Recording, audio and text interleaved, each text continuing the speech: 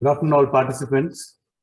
On behalf of Indian Railway Institute of Financial Management, Secunderabad, I extend warm welcome to each one of you for today's webinar on surveys and estimates. These online courses are designed for all the candidates who are appearing for special Appendix 3A examination to be held in March. And these courses are also useful for other accounts staff who are appearing for different departmental examinations. I request all of you to please take the opportunity to attend these classes. Today's topic is surveys and estimates, and to take up the session we have Sri Muhammad Afzaluddin. He is faculty in IRFAM. Welcome, sir, and it's over to you to commence the session. Thank you.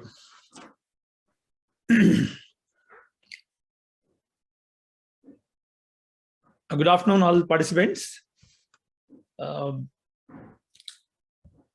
Whether their audio is muted or they are available for talk. Muted, sir. Muted. Shall I unmute? Better no. Suppose if, or else after some time, then sometime it will be good. Yeah, that will be okay. So, welcome to the sessions, participants. I hope most of you are attempting to clear this expenditure examination as part of the permission given by the board through a special examination of Appendix 3A. Mostly, probably, I guess that all the candidates they wanted to write this expenditure and clear, and then get through this Appendix 3A. And I also welcome the other interested candidates, interested employees, interested the section officers, accounts assistants who wants to listen to this session. I think 3 to 4 sessions we will be covering this expenditure topic. I have designed the PPTs in such a way that you will go through these PPTs, and then I also listen to the sessions, and then you'll be able to write the examination. So the topic given to me is surveys and estimates today. Then it will be followed by some other topics: works, tenders, and contract management. Mostly around 80% of the topic pertaining to the expenditure, I would like to cover that, and in the next few sessions also. Today, I have also included some latest developments in terms of the sources of funding. There has been a recent letter by the Railway Board stipulating that the funding through safety fund can also be done for other works. So we will also be discussing that. And some other latest additions also have added. So yesterday, just had an opportunity to just glance through. You also had known various rules of allocations and mapping of budget with the central budget, and the various plan heads, the latest developments in latest modifications in the plan heads, latest modifications in the major heads, and all those things you covered. But nevertheless, what I'll do is I'll brief a couple of 2-3 slides so that it will have some relevance to the subject. I'll just have some couple of slides to make you understand what exactly the expenditure on railways is, how it is classified, and how it is briefly budgeted. 1 or 2 sentences I'll take. I'll not take much on that budgeting part, and then how the works are approved, how the works are sanctioned, and how the estimates are prepared, and what is the role of accounts department. What is the role of accounts department in scrutiny of these estimates? These topics I would like to cover.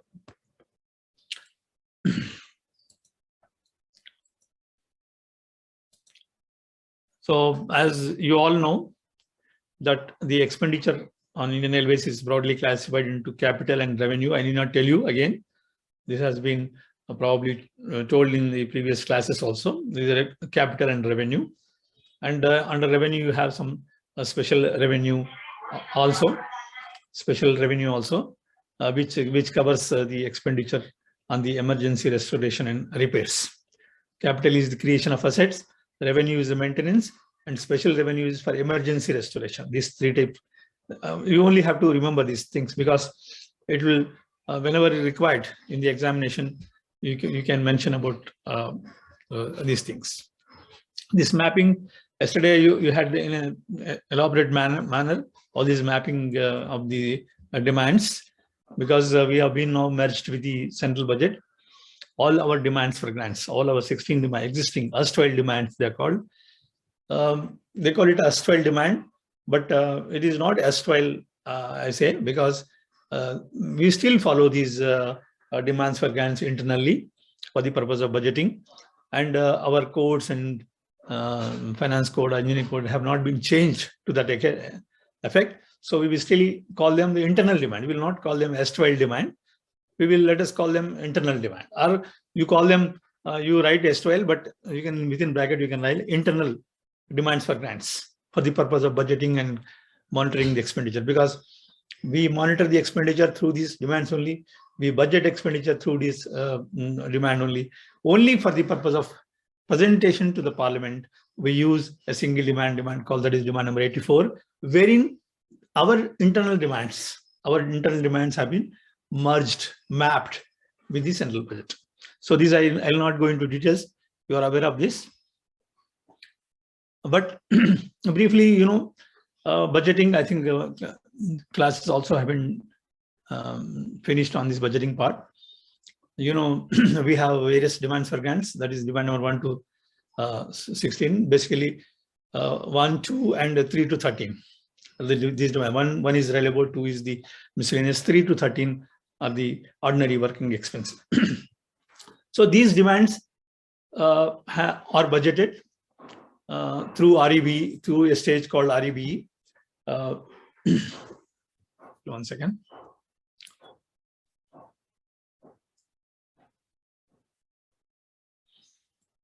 Somebody put a question that what is the value of a contract where PVC can be applicable. So PVC, let us discuss in the next classes. PVC, of course, is applicable for more than 5 crores tenders. Anyway, somebody has raised the question, I'm telling you, it is for more than 5 crores tenders pertaining to the works. For if it is the services, there is no monetary limit. Now there is also monetary limit. There is also 5 crores. But suppose if you are specifying your specific number of labor, then it will be applicable for even less than 5 crores. That we'll discuss in detail when it comes. So now briefly budgeting. This is REB stage. We will project our requirement based on our expenditure in 2 stages. One is the revised estimates for the current financial year and budget estimates for the next financial year. And the budgeting for revenue expenditure simply based on your trend of expenditure. Kitna kharcha hua hai and how much is required. This is only simple concept. ये साल हमारा grant है वो 5 crore है, उसमें कितना खर्च हुआ है और कितना चाहिए next remaining months, 7 months or 5 months, कितना चाहिए. So that is how the budget, the expenditure is budgeted and sent to board. And simultaneously we'll also assess the requirement for the next financial year. This is also based on the trend of expenditure, based on the specific requirement of the expenditure. We will send it to the relevant. So simple calculation, whether you ask more, whether you don't ask anything, whatever required, whatever given to you is sufficient. So neither you surrender nor you ask more.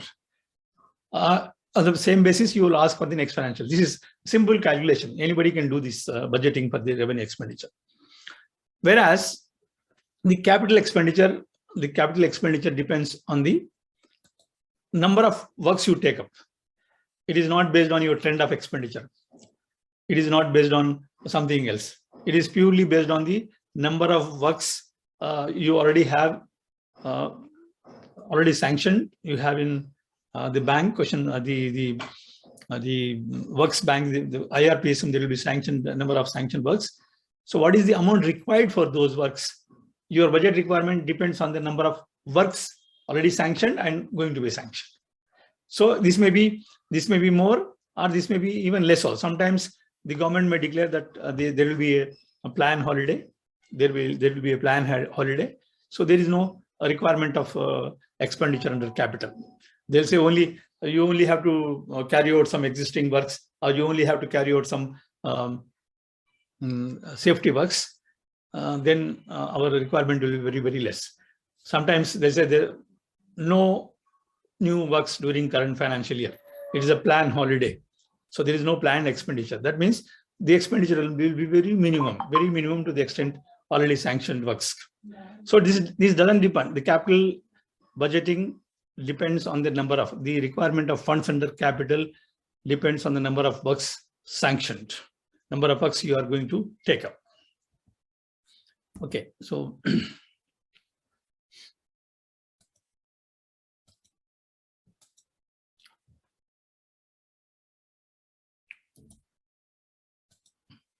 these are the planets under which you propose your works. Various planets you already know. I request you also to remember some of the planets for the purpose of examination, because they may ask a question: what is a planet? Simply there will be one objective type. Objective nahi, there will be a short bit. There will be a short bit, and they'll ask a question that you please write a short bit on the planets.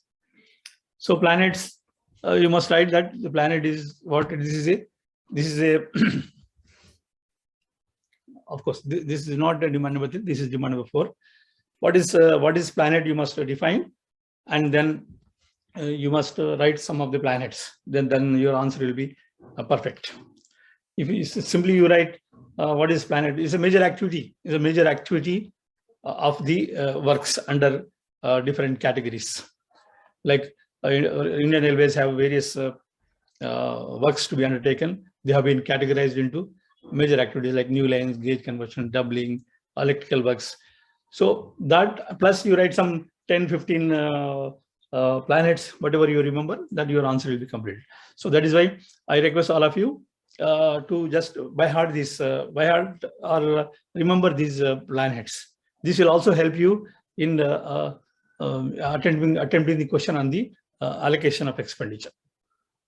So these are the planets under which we propose our works.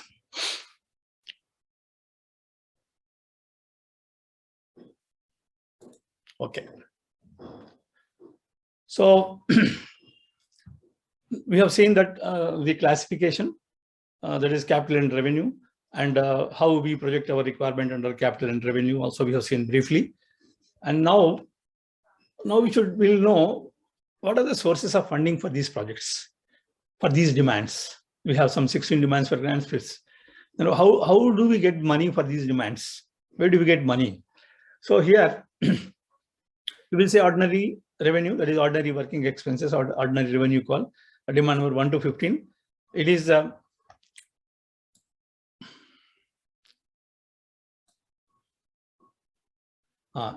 so the amount required for ordinary working expenses are met through our internal resources. We are spending, we are earning. So from that earnings we will be spending also. So the source of funding, source of revenue for expenditure under ordinary revenue is nothing but our internal revenues.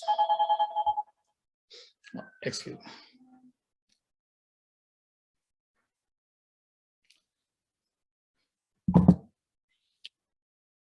Okay, so that is as far as the revenue is concerned. Revenue demand number 1 to 15. Whereas the capital, we have other source of funding for funding our projects. So we have various sources, that is capital fund, DRF, development fund, safety fund, RRSK, and EBR. So these are the sources of funding through which we get money for our projects. these are essential because that's why these are essential for the purpose of understanding, the estimates, for the purpose of understanding the works which are to be taken by the railways. That is why I'm saying the source also we must know. What is the source? Then we can go for the further details. So for ordinary revenue, our internal revenues are the source. For demand number 16, we have various demands for grants. Various sources of funding, like capital, we have capital fund, we have DRF, we have development fund is again 1, 2, 3, 4 categories. Then we have safety fund, we have the RRSK, and then we have the EBR. So we will see one by one, what does it mean? What is capital? See, whenever railways take up any work, we will see that what is the rate of return? What is the rate of return I'm going to get if I invest some 1 crore rupees, 2 crore rupees? So that we will see in terms of preparation of a financial justification.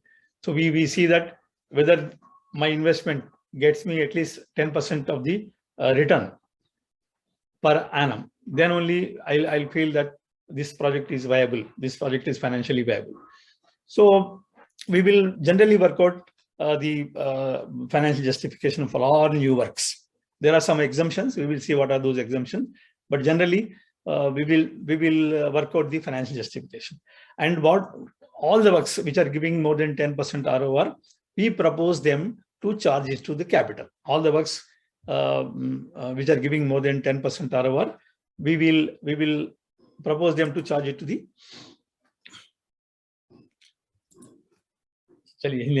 तो जो भी works उसका जो rate of return है, जो rate of return is more than 10%, हम financial justification बनाते हैं DCF टेक्निक में. एक DCF टेक्निक का भी आपको अगले हम बताऊंगा कैसा वर्कआउट करते हैं DCF टेक्निक में जो रेट ऑफ रिटर्न.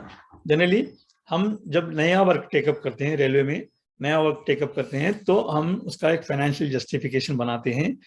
हम क्या करते हैं, एक फाइनेंशियल जस्टिफिकेशन, व्हाट इज हमारा जो लागत कितना है उसमें, उसके बाद उसमें हमें what is the expected rate of return कितना आता है over a period of, suppose if you are constructing a new line, उसका जो लाइफ होता है 30 साल का. तो 30 साल में हमने जो भी इन्वेस्टमेंट करनी है 30 साल में उस पर लगाएंगे. फिर 5 साल के बाद जितना हर साल इसका एक्सपेक्टेड रिटर्न्स कितना आता है वो देखेंगे. That the cash inflows and cash outflows हम क्या करते हैं, एक फार्मूला में, जो DCF टेक्निक का एक फार्मूला होता है, उसमें डालते हैं. So then we'll work out what is the rate of return. Certain times it will be 6%, certain times it is 5%, certain times it is 15%, 20%. अगर जो लाइन कैपेसिटी वर्क्स हैं उसका जो रेट ऑफ रिटर्न ज्यादा होता है.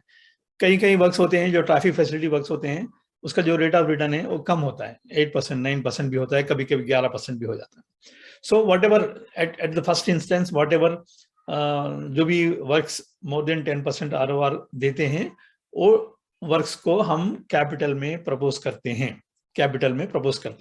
अच्छा, ये कैपिटल कहाँ से आता है? ये कैपिटल ये फंड है, ये गवर्नमेंट ऑफ इंडिया से दिया जाता है. हमने बोर्ड को बोला है कि भाई हमारे पास इतने नए वर्क्स हैं जो हम 10% से ज्यादा हमारे को ROR आता है, तो इसको हमें फंड चाहिए और गवर्नमेंट ऑफ इंडिया से हम मांगते हैं. भाई हमारा जो रिक्वायरमेंट है 1 लाख करोड़ का रिक्वायरमेंट है नए वर्क्स के लिए, जिसपे हमें लागत से ज्यादा 10% हमें एनुअल जो रेट ऑफ रिटर्न आता है, तो हमें कैपिटल द्वारा हमें इसको फंड दिया जाए. हम इसको प्रपोजल भेजते हैं बोर्ड को. उसके बाद में और एक होता है कैपिटल फंड. कैपिटल फंड भी सेम लॉजिक है, उसमें भी 10% से ज्यादा अगर रेट ऑफ रिटर्न आता है तो उन वर्क्स को हम पहले तो कैपिटल में प्रपोज करते हैं. अगर कैपिटल में उतना फंड नहीं मिलता है तो हम उसको कैपिटल फंड में प्रपोज करते हैं. मतलब क्या है, तो कैपिटल में जो भी अमाउंट मिलता है गवर्नमेंट ऑफ इंडिया से वो बजटरी सपोर्ट द्वारा मिलता है. अगर बाकी का कुछ भी कम ज्यादा अगर रहा तो हम अपने इंटरनल रिसोर्सेज से लेंगे, उसको हम कैपिटल फंड से, अपना जो कैपिटल फंड है इंटरनल सोर्स है, कैपिटल जो है उसको बजटरी सपोर्ट है. So capital is nothing but capital is an amount, is an investment, is a fund given by the government of India as a budgetary support.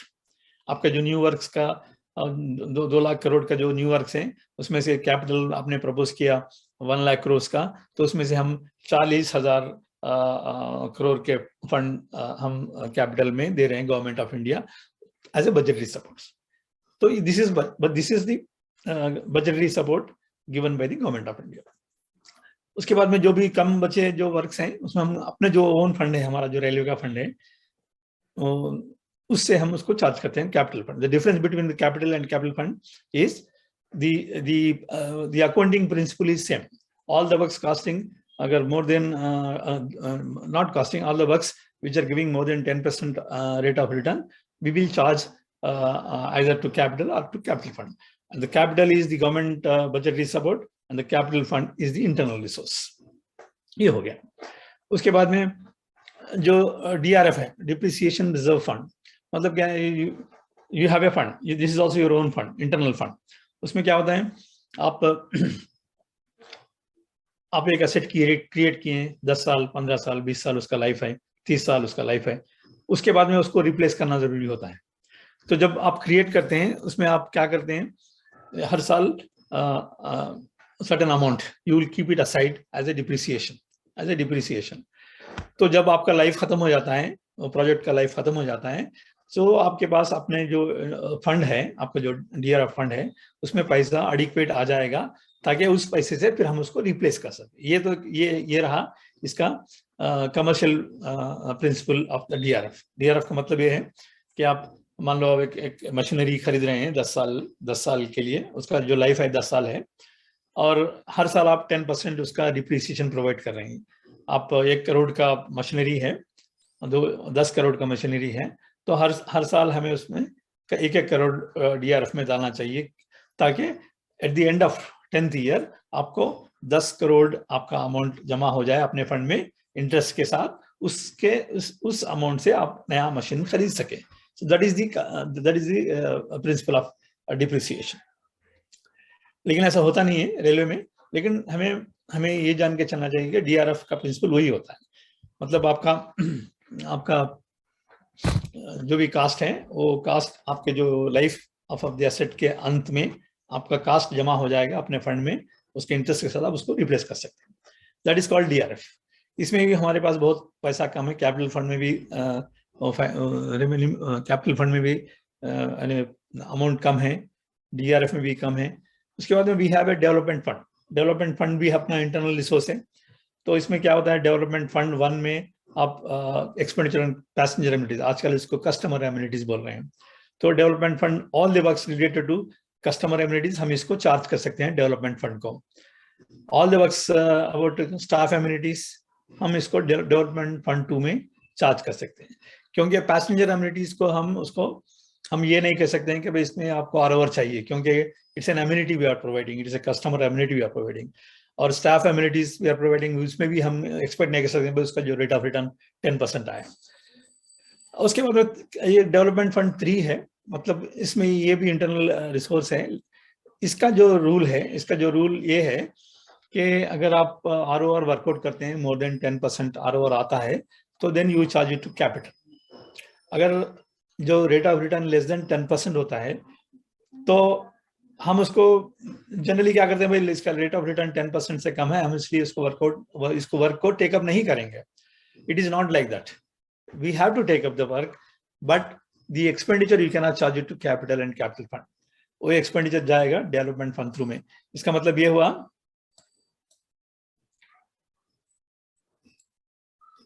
तो मतलब capital expenditure on unremunerative works required for operational efficiency. मतलब क्या है, ये जो work है नया work है, कैपिटल नेचर ही है, लेकिन इसका जो रेट ऑफ रिटर्न है वो लेस देन 10% आ रहा है। Just because we are getting less than 10% ROR, we cannot defer this work to the subsequent years. तो इसको क्या करते हैं, हम इसको भी चेकअप करते हैं, लेकिन डेवलपमेंट फंड 3 के अंतर्गत लेते हैं। ये इंटरनल रिसोर्स है। और एक है डेवलपमेंट फंड 4, ये 4 कैटेगरीज है, उसी में भाग है। डेवलपमेंट फंड 1, 2, 3 सेक्शन, मतलब 4 क्या है, expenditure on safety works like S&T works हैं, तो उसमें हम इसको चार्ज करते हैं डेवलपमेंट फंड 4। सो आपका कैपिटल हो गया, इट्स ए बजटरी सपोर्ट। आपका कैपिटल फंड हो गया, ये भी बजटरी सपोर्ट नहीं है लेकिन इंटरनल रिसोर्स है, but principle is same. DRF हो गया फॉर रिप्लेसमेंट ऑफ वर्क्स के लिए, डेवलपमेंट हो गया अदर वर्क्स के लिए। किस नायक पूछ रहे हैं कि जो RO और DCF टेक्निक कब करते हैं? वो करेंगे हम जैसे जैसे आगे बढ़ते हैं, तो वो जब भी करते हैं। DCF टेक्निक सर्वे में भी करते हैं। DCF टेक्निक आपको जी ऑफसेट एस्टिमेट्स, दूसरे ऑफसेट एस्टिमेट जो लोअर माइनर प्रोजेक्ट्स होते हैं उसमें भी करते हैं, हम देखते हैं उसके बाद।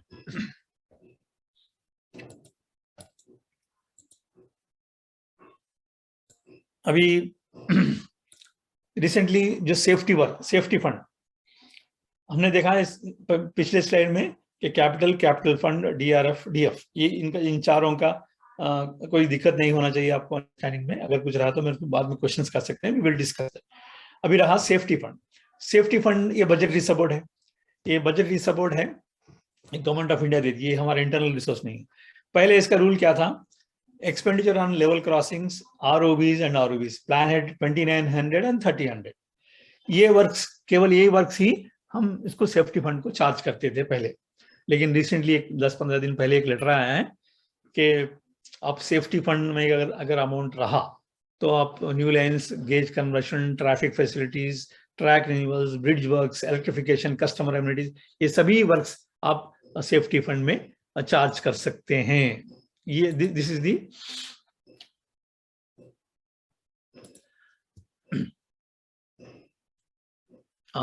ये जो बीच में आपको जो हमारे मैसेजेस आ रहे हैं, हम इसको लास्ट में उसको उत्तर देंगे, क्योंकि जो सीक्वेंस हो जाए ब्रेक हो जाएगा। तो ये जो सेफ्टी फंड है, I can guess that this question definitely will come in the examination, safety fund, क्योंकि there has been a modification recently on this safety fund. Modification क्या रहा? पहले जो सेफ्टी फंड है वो केवल एक्सपेंडिचर ऑन LCs, ROBs को ही इसको चार्ज करते थे, लेकिन आज के दिन इसको new lines, gauge conversion, traffic facilities, track renewals, bridge works, ये प्लैनेट के वर्क्स भी हम इसको चार्ज कर सकते हैं सेफ्टी फंड। उसका जो मैं एक स्लाइड अलग से बनाया हूँ, उसका हम उसको देखते हैं बाद में। आपको जो नेक्स्ट फंड है वो RRS की, यह राष्ट्रीय रेल संरक्षा कोष है। इसमें expenditure on safety consideration including risk replacement क्या है? गवर्नमेंट ऑफ इंडिया ने हमें एक 1 लाख करोड़ का फंड दिया है, which is to be spent in 5 years। क्या होता था, हमने इससे पहले डिस्कस किया था कि आपका जो डिप्रिसिएशन रिजर्व फंड है, वो फंड में बहुत सारा अमाउंट काफी कम है। It is not adequate to take up the any replacement works, क्योंकि हमारे जो रिप्लेसमेंट वर्क्स होते हैं 60,000 करोड़ 70,000 करोड़ के होते हैं, लेकिन हमें हमारे जो फंड में मिलता है ओनली 5,000 करोड़ 6,000 करोड़ ही मिलता है। तो इसलिए हम हमारे जो एसेट्स को जो रिप्लेस नहीं कर पा रहे हैं, एंड जो रेल सेफ्टी को हम इंश्योर नहीं कर पा रहे हैं, तो गवर्नमेंट ऑफ इंडिया ने ये अनाउंस किया है कि भाई आपको हम 1 लाख करोड़ रुपए देंगे, which is to be spent over a period of 5 years from 1819 onwards. तो उसमें अब शुरू में जब अनाउंस किया था, जब ने 20,000 देना शुरू कर दिया है, अभी थोड़ा कम होते जा रहा है, लेकिन अमाउंट मिलेगा। अगर 5 साल में पूरा 1 लाख करोड़ नहीं मिलता है तो फिर उसको एक्सटेंड भी करेंगे। उसके बाद इससे पहले जो SRSF था, SRS railway special railway safety fund था, उसमें भी ऐसी 17,000 करोड़ दिए थे। उसमें फिर 5 साल के बाद फिर उसको एक्सटेंड कर दिया गया था। उसी तरह अब RRS के भी जब तक पूरे 1 लाख करोड़ दिए नहीं जाते हैं तो ये पीरियड भी एक्सटेंड होता रहेगा। उसके बाद में अभी मान लो हमारे पास 2 लाख करोड़ के वर्क्स हैं, लेकिन हमारे पास ये सब मिला के जो कैपिटल है, अपना जो इंटरनल रिसोर्सेस है, ये बजटरी सपोर्ट है, RRS के सभी मिला के मान लो हमारे पास हमने 1,30,000 करोड़ ही उसको इकट्ठा कर पाए और 1 लाख करोड़ ही मिले, तो बाकी के 1 लाख करोड़ क्या करेंगे? हम जाएंगे market, extra budgetary resources. So capital expenditure for the project schemes anticipated more than 10%, हमने मार्केट जाएंगे IRFC से मदद मांगेंगे, वो फाइनेंस करेगा। सो हमारे वर्क्स टेकअप करेंगे अराउंड 65%, यानी 65% of the works are made through the EBR। हमने 1-2-3 स्लाइड बनाए हैं आपके अंडरस्टैंडिंग के लिए। बहुत सारे हमारे बंधु उन स्लाइड्स को देख चुके हैं, लेकिन जो नए लोग हैं जो एग्जामिनेशन अटेम्प्ट कर रहे हैं उनके लिए, उनके बेनिफिट के लिए हम देखते हैं। इसके बाद में इसको डिस्कस, ये वाले स्लाइड्स हैं। इसमें देखिए अभी कैपिटल एक्सपेंडिचर है। जो कैपिटल एक्सपेंडिचर मतलब क्या है? The expenditure required on various plan heads. पूरे कहाँ से? न्यू लाइन से फिर हम जाएंगे 81 metro transport projects, new line, gauge conversion, doubling, traffic facilities, rolling stock, track renewals, ऐसा। अब कम से कम आपको 10-15 तो आपको याद होनी चाहिए for the purpose of examination, both with paper, with books and without books के लिए। विद बुक्स में आपको एलोकेशन के लिए काम आएगा, विदाउट बुक्स में आपको शॉर्ट बिट्स नोट्स के लिए काम आएगा। जरूरी है, you must know all the demands for grants, and you must know all the planets. I have been telling other candidates also, we must by heart at least all if not all, at least 80% of the demands for grants and 80% of the planets। 100% करें तो मान लो अच्छा ही है, क्योंकि कहीं ना कहीं आप इसको लिख सकते हैं एग्जामिनेशन में। आपका जो एग्जामिनेशन है उसके लिए बहुत उपयोगी होगा ये, अगर आप याद करेंगे, इधर उधर देखना नहीं पड़ेगा आपको, आप फटाफट आपके एग्जाम में लिख सकते हैं। तो ये स्लाइड्स के बारे में हम डिस्कस करते हैं थोड़ा। तो यहाँ पर मान लो आपका ये कभी 18-19 में जो टोटल आपका जो प्लान एक्सपेंडिचर था, उसमें 1,46,000 करोड़ आपका जो प्लान एक्सपेंडिचर था डिफरेंट प्लैनेट्स में। उसका जो सोर्स ऑफ फंडिंग इस तरह हुआ है, जैसे कि अब कैपिटल जो गवर्नमेंट ऑफ इंडिया द्वारा दिया गया है वो 35,000 करोड़ दिया गया है। RRS के गवर्नमेंट ऑफ इंडिया ने प्रॉमिस किया 20,000, वो 15,000 करोड़ दिए हैं। और central road fund, safety fund जो है वो 2,000 करोड़ ही मिला total. So total budgetary support मिला है 53,000 करोड़। आप इंटरनल रिसोर्सेस जो अपने जो कैपिटल फंड है, DRF है, DF है, RRS के, ये सब मिला के आपको 11,000 करोड़ मिला है। मतलब 53,000 crore you have got from the Government of India, 11,000 crores you got from the internal resources. So total you got around 64,000 crores. अब जो बाकी का जो एक्स्ट्रा बजटरी रिसोर्सेस हैं 81,000 crores जो भी हैं, 81,000 crores you have gone to the market and you have executed all these projects on lease basis. आप लीज बेसिस पे इस प्रोजेक्ट्स को आपने टेकअप किया। मतलब इसमें डिफरेंस क्या है? Suppose you are taking a project on capital, chargeable to capital or chargeable to your internal resources. That means the project is yours. जो काम हुआ है, जो प्रोजेक्ट बना है, वो प्रोजेक्ट रेलवे का है। You are the owner of the project. Whereas if you have done some work extra budgetary resources के द्वारा किया गया है, जो लोन द्वारा किया गया है, तो उसका मतलब ये हुआ कि आपने फाइनेंस किया है। जो आपका बिल्डिंग तो बना लिया है, लेकिन वो फाइनेंस्ड है। किसको फाइनेंस्ड है? It is financed to the IRFC. So that means that asset is not yours. जो प्रोजेक्ट है वो आपका नहीं है। So it is given on lease to you. The owners are somebody else. The owners are somebody else and it is given to you on lease. उसी तरह हम देखेंगे 1920 का जो पोजीशन है,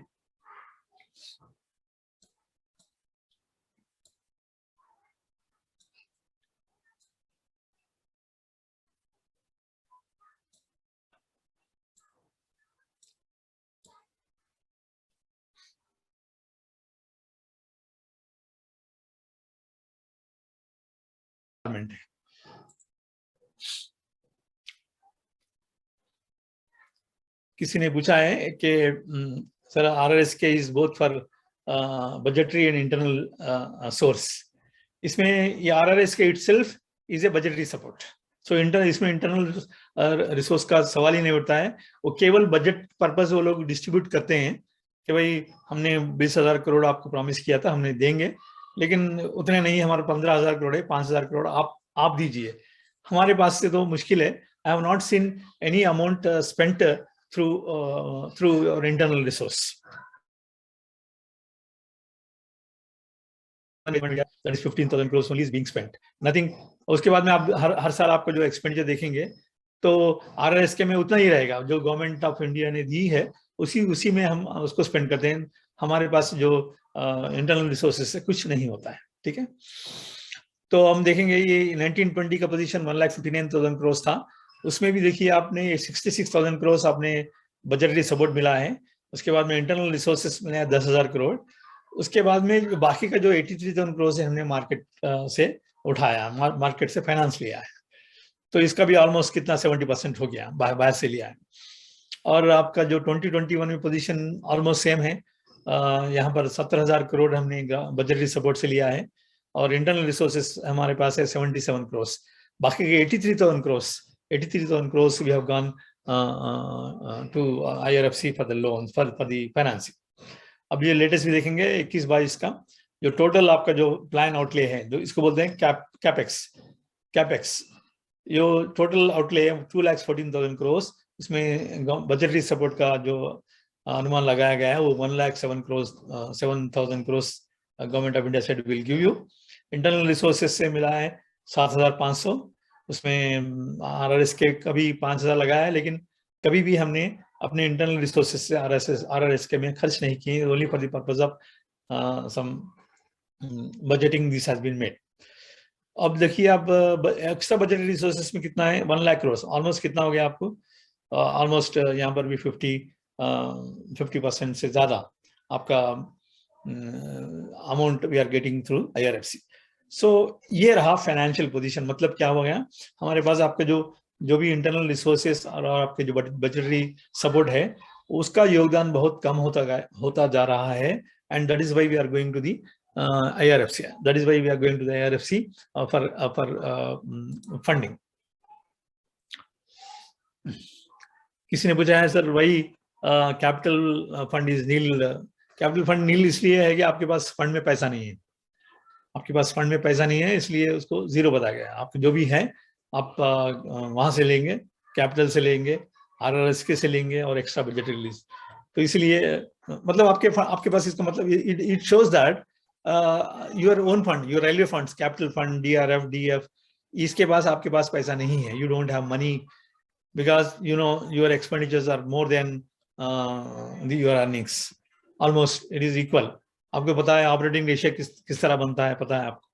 आपने 100 रुपीज अगर आप अर्न कर रहे हैं तो उसमें आपको 80 रुपीज आप अपने सैलरी पे उस पे खर्च कर रहे हैं. तो अब कैपिटल फंड में डालने के लिए पैसा कहाँ है? So you don't have money in that. Balance funding भी बैलेंस नहीं था. So these 4 slides, I think मेरा मतलब ये 4 स्लाइड का दिखाने का मतलब ये रहा कि to make you understand the financial position of Indian Railways, to make you understand the financial position of Indian Railways. मतलब आपके प्रोजेक्ट्स किस तरह फंड हो रहे हैं, आपके प्रोजेक्ट्स को किस तरह पैसा आ रहा है, उस बारे में just I wanted to make you understand. तो अब मेरे ख्याल से आप लोगों को क्लियर हो गया होगा कि भाई पैसा कहाँ से कितना पैसा आ रहा है. मोस्ट ऑफ द पैसा आ रहा है. 1 second, I'll just come back.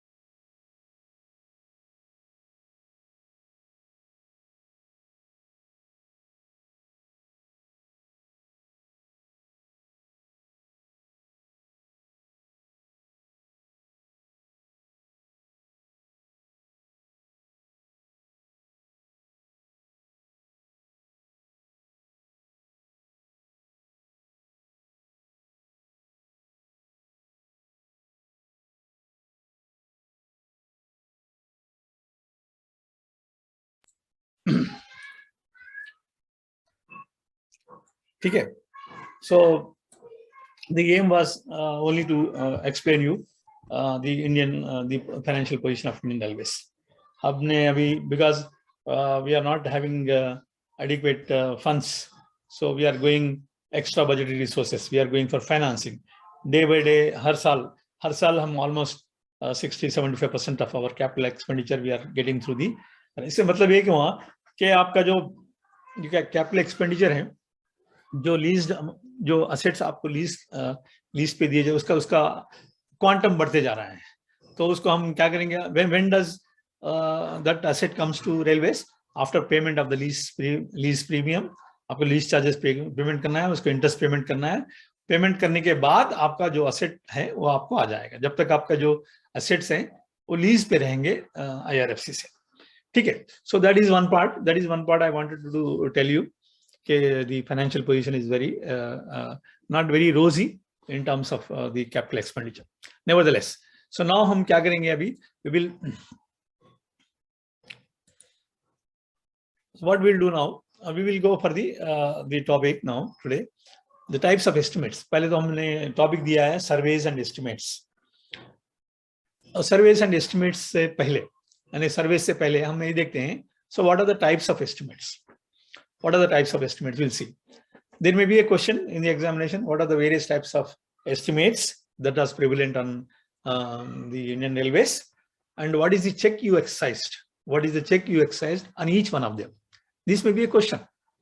This is one of the important questions for as far as the expenditure subject is concerned.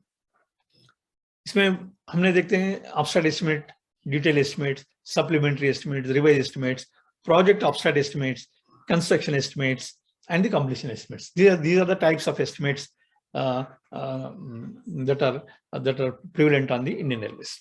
So what is abstract estimate then? पहले हम देखते हैं what is abstract estimate. It is prepared. The abstract estimate is prepared based on the rough sketches and probable cost for the purpose of getting the administrative approval of the competent authority. मतलब क्या है, आप किसी work को take up करना चाहिए, you want to take up any work, so you need not go into a detailed estimate. आपको मोटा रफ एस्टिमेट, रफ स्केच बना के उसका रफ एस्टिमेट बनाना है, ताकि जो कॉम्पिटेंट अथॉरिटी है, जो एडमिनिस्ट्रेटिव अप्रूवल दे सकती है उस वर्क को, उसको समझ में आए कि इसका कास्ट कितना है और इतना फंड हमारे पास है नहीं है, उसका जो कॉम्पिटेंसी कौन है, इन चीजों को डिसाइड करने के लिए एक एब्स्ट्रैक्ट एस्टिमेट बनता है, मोटा रफ एस्टिमेट बोलते हैं इसको.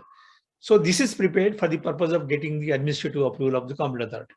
एक बार वर्क को administrative approval मिल गया, that means the abstract estimate has been sanctioned.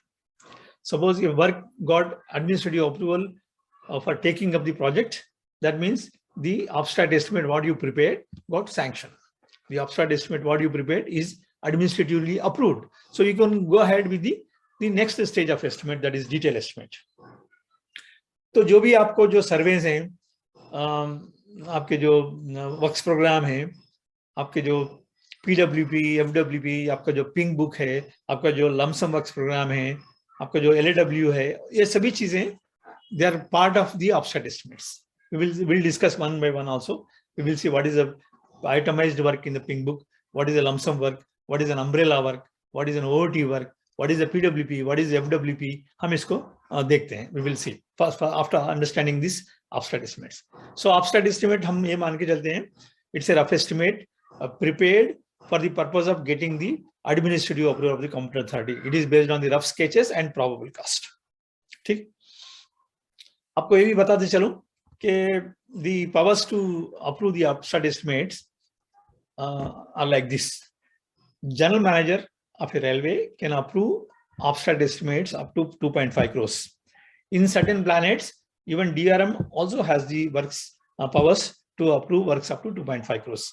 मतलब क्या है, 2.5 crores तक का आप GM अप्रूव कर सकते हैं एडमिनिस्ट्रेटिव अप्रूवल. उसके ऊपर जो मोर देन 2.5 crores जो वर्क्स हैं वो जाएंगे रेलवे बोर्ड को, जाएंगे through PWP, preliminary works programme. IRPSM, Indian railways project sanction management का जो सॉफ्टवेयर है, उसके अंतर्गत जाएंगे बोर्ड को। More than costing more than 2.5 crore, more than 2.5 crore जब बोर्ड को जाएंगे तो वहां पर भी रेलवे बोर्ड में भी डिफरेंट लेवल्स पे उन प्रपोजल्स का एग्जामिनेशन होगा, उन प्रपोजल्स का अप्रूवल होगा। तो जो भी है, जो रेलवे बोर्ड लेवल में जो casting more than 2.5 crore approve हो जाता है पिंक बुक आपके जो पीडब्ल्यूपी द्वारा, एफडब्ल्यूपी द्वारा, जो पिंक बुक में उस वर्क को अपीयर, उस work that work will appear in the pink book as an itemized work, under each planet 1100, 1200, 1300, 14, आपका जो आपका 1600, so 1600 में एक वर्क अप्रूव हो गया 3 करोड़ का। एक न्यू वर्क्स के category under new works, a work is appearing as provision of crossing stations and at so and so station, costing rupees 3 crores. So 3 crore का वो जो वर्क है, it is appearing in the pink book. That means it is an itemized work. It is appearing in the pink book as an itemized work. So the abstract estimate was processed for the approval of the railway board, and the railway board has approved it. And after approving it, they have included that work in the pink book and got the approval of the voting of the parliament also. So that work has been approved at a cost of rupees 3 crores. The works which are approved at the zonal level by the GM, they are not included in the pink book. They are included in a book called Lump Sum Works Program booklet or list of approved works booklet in the divisions or in the zonal level. That is approved against the lump sum grant given in the pink book. मान लो एक planet है 1600, उसमें 3-4 categories होते हैं। उसमें क्या है, पहले होता है works in progress, all the works costing more than 2.5 crore, उसका लेखा जोखा होता है वर्क्स इन प्रोग्रेस। मतलब क्या है, काम जो चालू काम है, जो ओरिजिनल कास्ट कितना था, ऑलरेडी कितना अमाउंट दिया गया है, and what is the left over amount to complete that work, all those details will be available in the works in progress. उसके नीचे आपको एक थोड़ा लमसम ग्रांट भी दिया जाता है उसी वर्क। लमसम ग्रांट इसलिए दिया जाता है क्योंकि वो लमसम ग्रांट को जीएम उनके लेवल पे जो वर्क्स अप्रूव किए थे उनको कैरी आउट करने के लिए वो लमसम ग्रांट दिया जाता है। उसी तरह आपके न्यू वर्क्स कैटेगरी, दूसरा कैटेगरी, पहला तो वर्क्स इन प्रोग्रेस कैटेगरी हो गया, उसके बाद में न्यू वर्क्स कैटेगरी में all the works which are costing more than 2.5 crores they will be included in the pink book as an itemized, और less than 2.5 crores के लिए एक लमसम ग्रांट दिया जाता है ताकि GM casting less than 2.5 crores उसको अप्रूव कर सके। So that is the provision available in the pink book. So that means अगर एक वर्क अगर पिंक बुक में अपीयर होता है तो मतलब इसका ये हुआ कि उसका एब्स्ट्रैक्ट एस्टिमेट एडमिनिस्ट्रेटिव अप्रूवल हो गया, एब्स्ट्रैक्ट एस्टिमेट सैंक्शन हो गया। उसके बाद में जो नेक्स्ट स्टेज होता है डिटेल एस्टिमेट स्टेज होता है। भाई हम पहले ही डिटेल एस्टिमेट क्यों नहीं बनाते, भाई एब्स्ट्रैक्ट एस्टिमेट रफ एस्टिमेट क्यों बनाना है, फिर अप्रूवल क्यों बनाना है, फिर डिटेल एस्टिमेट क्यों बनाना है, हम क्यों डिटेल एस्टिमेट शुरू में क्यों नहीं बनाते, why should we not make a detail estimate. तो मतलब इसका ये होता है कि भाई आपको 100 वर्क्स चाहिए, आपको 100 वर्क्स चाहिए, लेकिन पता नहीं कि 100 वर्क्स भी अप्रूव होते हैं या नहीं। Whether all these works which you think they should be executed, 100 works, it is not guaranteed that all the 100 works will be approved. In 100 works, they may approve only 20 works, 30 works, even 5 works, depending on your budget. So that is why you don't make detailed estimates in the beginning. You make the abstract estimates, you send it for approval. Once it is approved, then you make the detailed estimate. So abstract estimates are rough estimate prepared based on the probable cost, rough cost. Then you have the detail estimates. So detail estimate कब बनता है, जब administrative approval हो जाता है, जब work pink book में आता है, जब वर्क आपके लमसम वर्क्स बुकलेट में आता है, जब वर्क्स आपके जो लिस्ट ऑफ अप्रूवल वर्क्स में आ जाता है, जब आप डिटेल एस्टिमेट बनाते हैं। डिटेल एस्टिमेट कैसा बनाते हैं, it is based on the approved plans and drawings, it is based on the plans and drawings, approved plans and drawings बनते हैं, उस बेसिस पे आपको टेक्निकल सैंक्शन लेना पड़ता है competent authorities. So detail estimates are prepared based on the approved plans and drawings for the purpose of getting the technical sanction of the competent authority. Abstract estimate was prepared based on the rough sketches and probable cost for the purpose of getting the administrative approval.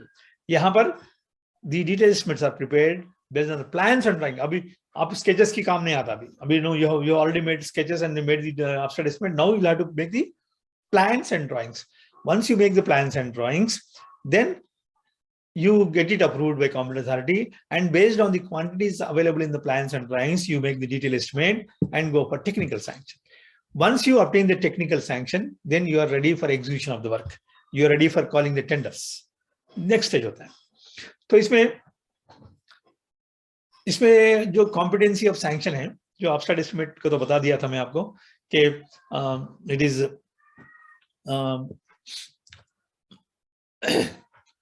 जो abstract estimates are approved by GM up to 2.5 crores. Beyond that, it is relevant. But detailed estimates can be sanctioned by general manager irrespective of the cost. आपको एक question आ सकता है आपके with books में कि who is competent to sanction a detailed estimate of 1000 crores. आपको confuse नहीं होना चाहिए. नो, चाहे 1000 crores हम दो, 2000 करोड़ हम दो, 500 करोड़ हम दो, 200 करोड़ हम दो, GM has full powers to sanction a detailed estimate irrespective of the cost. उनको एक ही रिस्ट्रिक्शन है कि वो जो scope he cannot exceed more than 20%.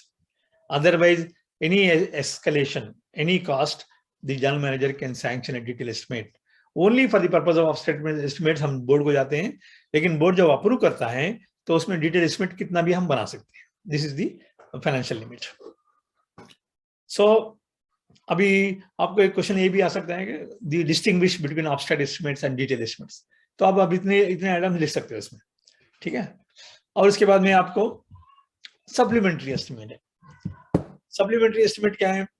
आपका एक वर्क आपने अप्रूव करवा लिया, एब्स्ट्रैक्ट एस्टिमेट बना दिया, बोर्ड को भेज दिया और बोर्ड ने अप्रूव कर दिया. उसका कास्ट आ गया 5 करोड़ के और पिंक बुक में अवेलेबल है.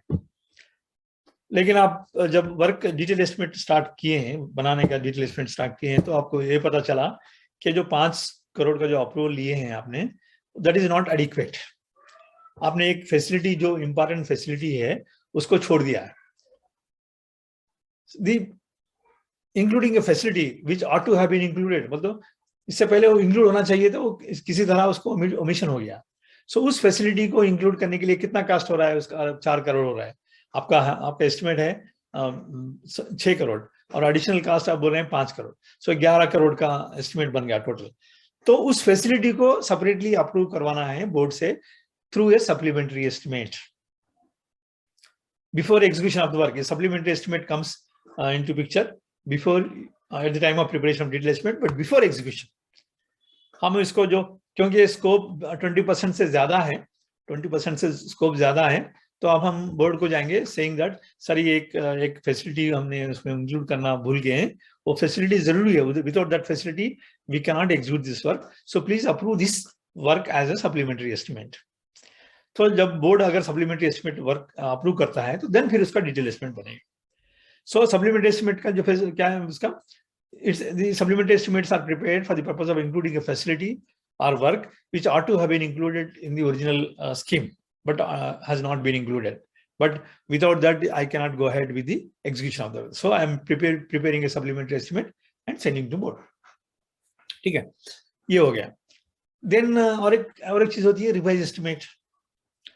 रिवाइज एस्टिमेट में क्या होता है? These are the survey estimates. Sorry, revise estimate में क्या होता है? ये अब हम ओपन लाइन एस्टिमेट्स की बात करें तो रिवाइज एस्टिमेट में आपका एब्स्ट्रैक्ट एस्टिमेट बन गया, आपका डिटेल एस्टिमेट बन गया. डिटेल एस्टिमेट में आपने स्कोप को 20% के अंदर रख के उसको अप्रूव करवा लिया, सैंक्शन हो गया है, आपका एग्जीक्यूशन स्टार्ट हो गया. मान लो आपका वर्क है 10 करोड़ रुपए का वर्क है, टेक्निकल डिटेल एस्टिमेट सैंक्शन हो गया. लेकिन जब एग्जीक्यूशन हो रहा था तो जो 10 करोड़ का जो एक्सपेंडिचर है, it is likely to exceed, जा रहा है 15-20 करोड़ जा रहा है. तो आप जैसे आपको ये लगता है कि जो रिवाइज्ड एस्टिमेटेड कॉस्ट है it is going beyond the original sanction, then you have to prepare a revise estimate. उसका जो परसेंटेज लिमिट है वो 10% है. अगर 10% से ज्यादा होने के चांसेस हैं तो आपको रिवाइज एस्टिमेट बनाना जरूरी है, क्योंकि फिर उसका जो कॉम्पिटेंसी है वो चेंज हो सकता है. इसलिए आपको एट द रेट ऑफ 10% अगर एक्सेस हो रहा है सैंक्शन कास्ट, आपको एक रिवाइज एस्टिमेट बनाना है. It is called revise estimate. तो जो हमने ABCD जो abstract estimate, detail estimate, supplementary estimate, revise estimate, हम इनको हम ओपन लाइन साइड लेते हैं. इनको ये all these are all the open line estimates. अगर मेजर प्रोजेक्ट है, what do you think major project is? It's a new line, it's a doubling, it's a gauge conversion, it's a bridge, major bridge, ये पूरे ये construction estimates है। आपको पता होना चाहिए कि what is an open line, what is a construction organization. Open line क्या होता है, कंस्ट्रक्शन क्या होता है? Construction organization they construct the projects, major projects, new lines हैं, गेज कन्वर्शन है, डबलिंग है और मेजर मेजर ब्रिजेस है। ये काम कंस्ट्रक्शन ऑर्गेनाइजेशन करता है, क्योंकि ओपन लाइन हमारा जो डिविजन्स होते हैं उनके पास उतना एक्सपर्टीज नहीं होता है, क्योंकि डिविजन्स केवल मेंटेन करना पड़ता है। तो जो कंस्ट्रक्शन प्रोजेक्ट्स जो करता है उसे कंस्ट्रक्शन ऑर्गेनाइजेशन बोलते हैं। जो मेंटेनेंस प्रोजेक्ट्स करते हैं, जो मेंटेनेंस वर्क्स करते हैं, रेवेन्यू एक्सपेंडिचर, जो रेवेन्यू एस्टिमेट बनाते हैं, जो छोटे छोटे वर्क्स बनाते हैं, 15 करोड़, 20 करोड़, 100, छोटे छोटे वर्क्स बनाते हैं, ये पूरे open line works, open line department यानी civil engineer, senior and coordination होता है, और ये लोग एग्जीक्यूट करते हैं। So there is a distinction between the construction organization works and the open line works. Open line works are small works.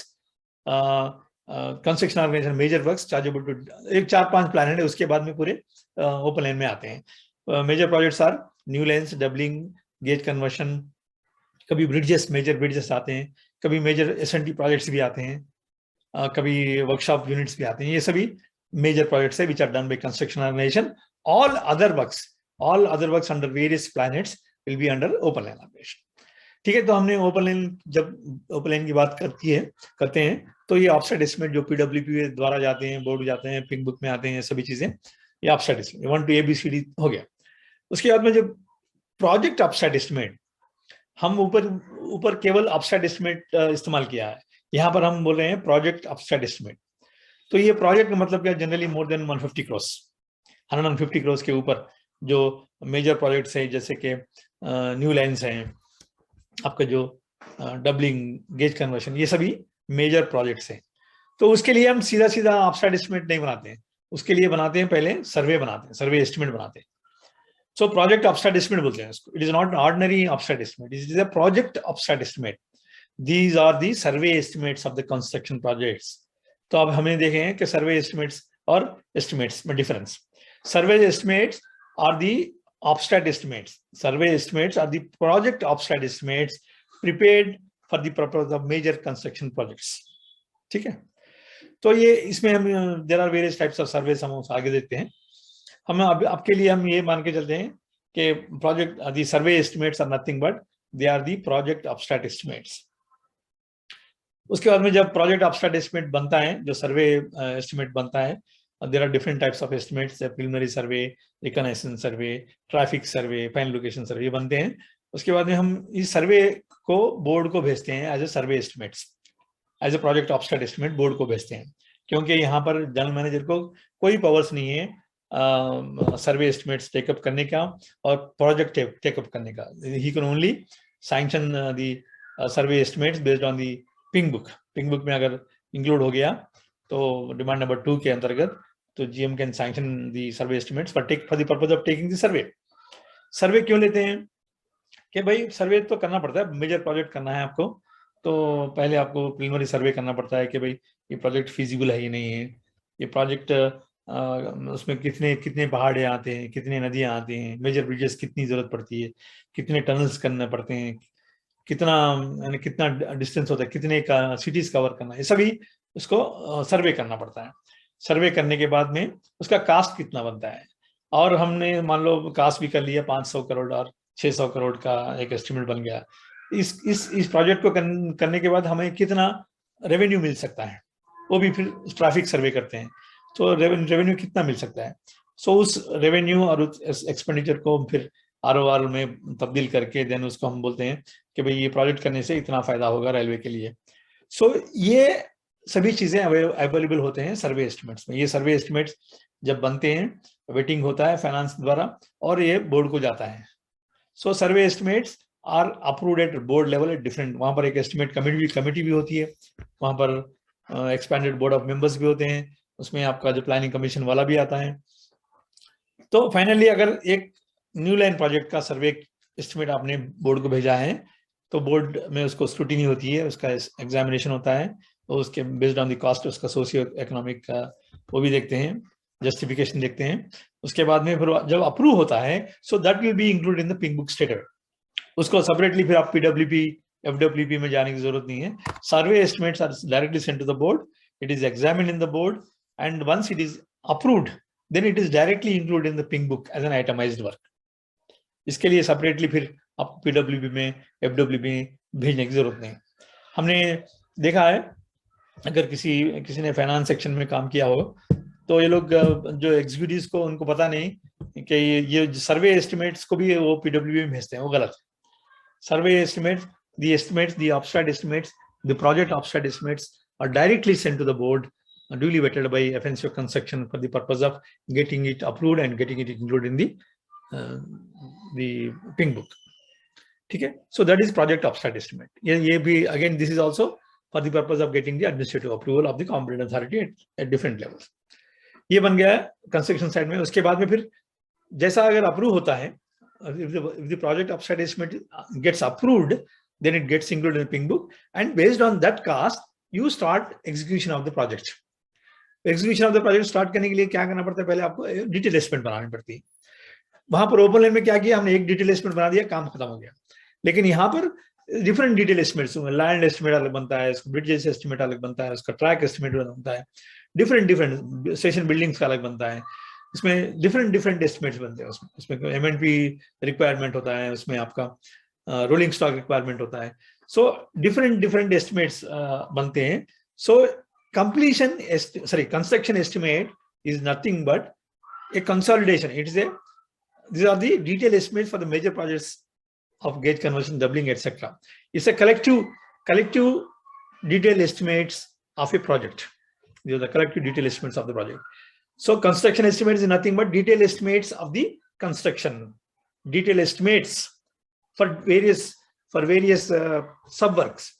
Detailed estimates of various subworks of a construction project is called construction estimate. ठीक है, यहां तक हो गया। तो उसके बाद में कंस्ट्रक्शन एस्टिमेट हो गया, सैंक्शन हो गया।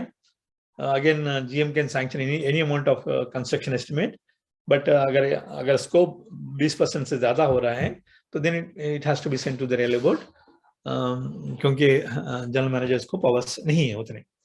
उसके बाद में जब वर्क कंप्लीशन हो रहा है तो मान लो बीच में फिर अगेन 10% ये आ जाएगा, फिर रिवाइज एस्टिमेट यहाँ पर भी आ जाएगा।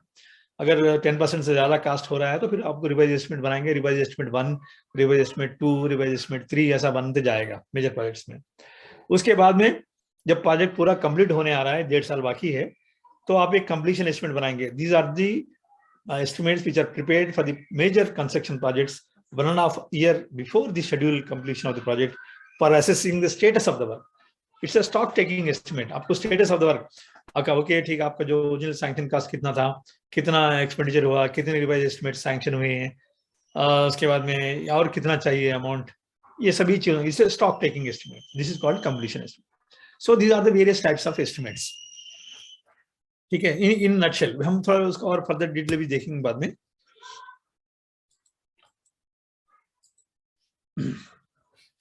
ठीक है, तो अभी जो financial appraisal of railway budget था, जो 10% आरओआर की बात कर रहे थे हम लोग। Appraisal on financial consideration, minimum rate of return is under DCF technique should be not less than 10%। पहले इसका 14% होता था, उसके बाद में फिर इसको अभी 10% हो गया। 16 था पहले, 14 हो गया, उसके बाद में 10% अभी।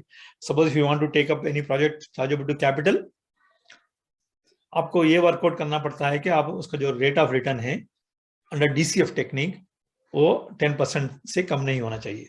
किसी ने पूछा था कि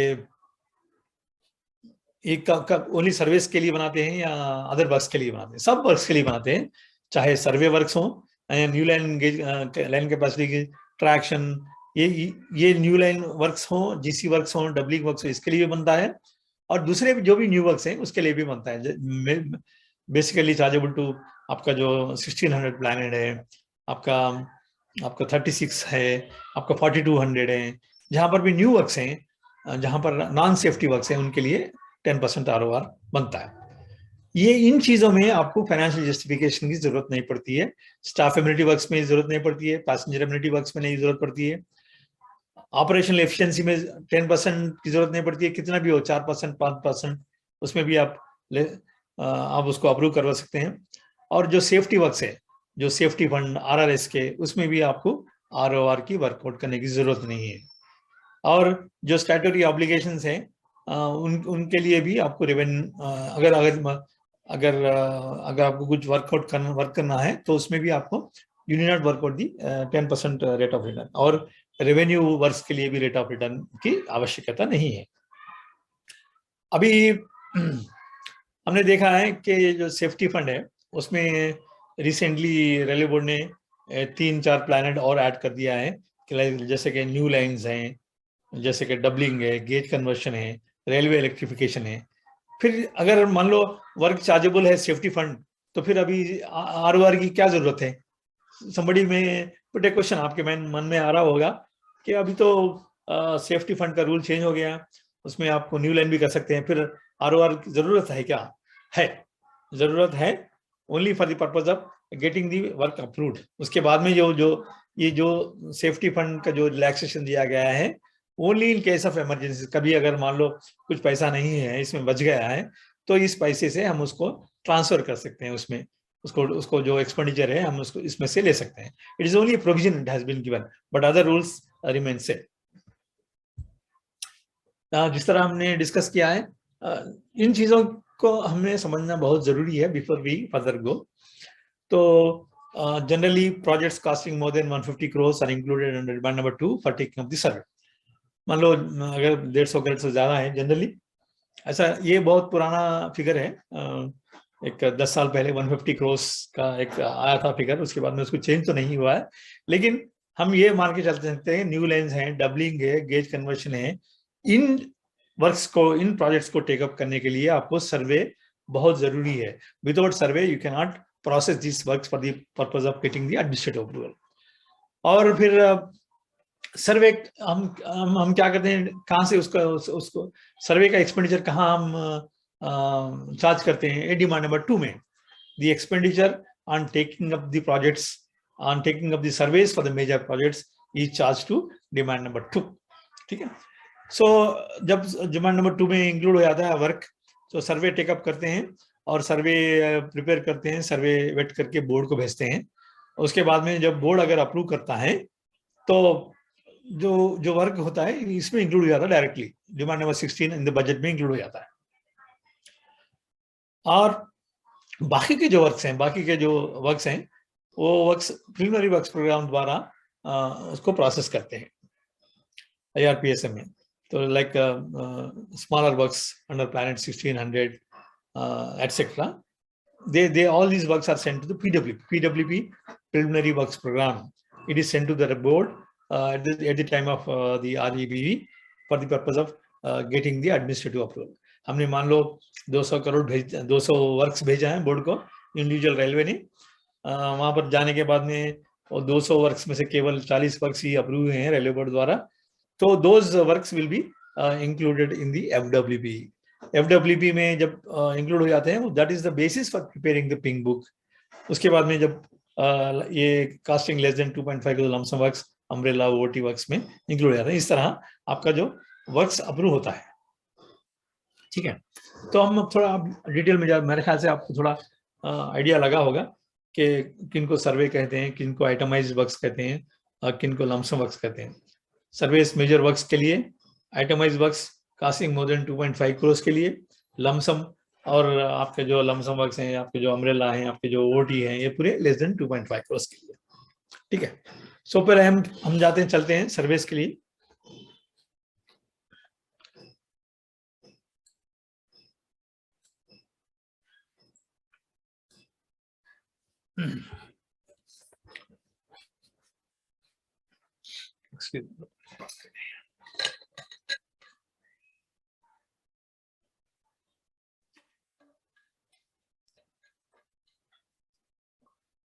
ठीक है, so surveys, what is survey? Survey in railway parlance can be termed as a feasibility study.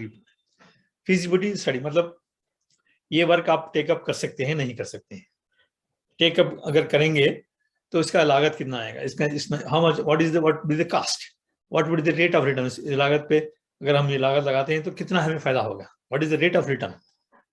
सो इन चीजों के लिए हम एक सर्वे रिपोर्ट बनाते हैं.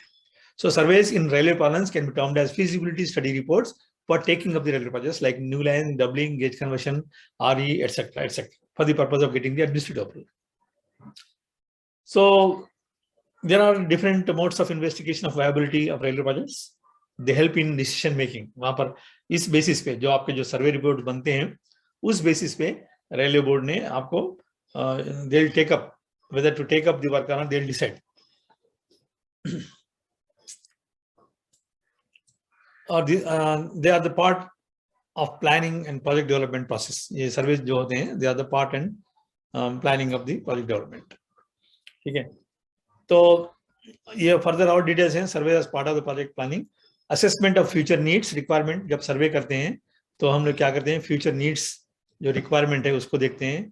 Project formulation करते हैं, which is to be determined the most appropriate route and the meet demand. Project investigation, which is to examine ये पूरे डिटेल्स हैं इसमें, selected alternatives and preparation of techno-economical survey. Project evaluation, which may involve economic analysis, selection of a scheme for the detail. मैं examination point of view में आपको इतना इस service का डिटेल पढ़ने की जरूरत नहीं. What are the various types of service, आप दो सेंटेंस अगर लिखेंगे तो वो सफिशिएंट होगा. ठीक है. तो इसमें अगर आप टाइम है तो पढ़ लेना. These are the pre-investment appraisal for a decision on taking up any project and inclusion in the budget. This can also be termed as project upside estimates. They are prepared based on the process of project assessment, investigation and technical issues, evaluation and selection of a particular line or scheme. These are mandatory. Survey estimates are mandatory for major projects like new line doubling, and it is chargeable to erstwhile demand number 2. पहले demand number 2 अभी भी है, demand number 2 होता था, उसको charge करते हैं being miscellaneous expenses and shall be charged. मतलब पहले तो हम डिमांड नंबर 2 को चार्ज करते हैं एक्सपेंडिचर जो भी होता है, उसके बाद में then we will charge it to the concern. अगर प्रोजेक्ट अप्रूव हो जाता है so this expenditure can be charge to that project work. Viable projects after approval of competent authority will be included in the budget. ठीक है. So ये रहे types of service. Techno economic service, preliminary engineering cum traffic survey, reconnaissance survey, preliminary survey, ये होते हैं. These are the types of estimates. हम इसको एक एक देखते हैं.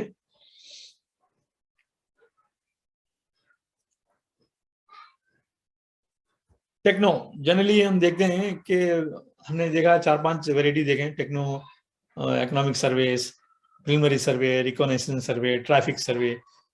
इतने सर्वेस आजकल नहीं होते हैं जनरली. सपोज क्योंकि प्रोजेक्ट अर्जेंट हो जाता है तो पेट्स बना देते हैं. पेट्स मतलब प्रिलिमिनरी इंजीनियरिंग कम ट्रैफिक सर्वे. तो पहले प्रिलिमिनरी सर्वे कर लेते हैं, उसमें फिर उसमें इंजीनियरिंग सर्वे भी हो जाता है, उसमें रिकॉग्निशन सर्वे भी हो जाता है. सो together cost cum feasibility survey as a pre-investment investigation to assist decision making. It may also involve examination of various alternatives to decide. Traffic projections आ जाते हैं and its growth is calculated depending upon the existing resources and future industrial and social economic growth of the area. For new lines, a preliminary investigation should be undertaken to determine how the proposed line will fit in the general scheme of the future railway development. In ordinary circumstances, this should be done sufficiently to accurately permit investment decision being taken. These are also called the preliminary engineering cum traffic survey, PETS.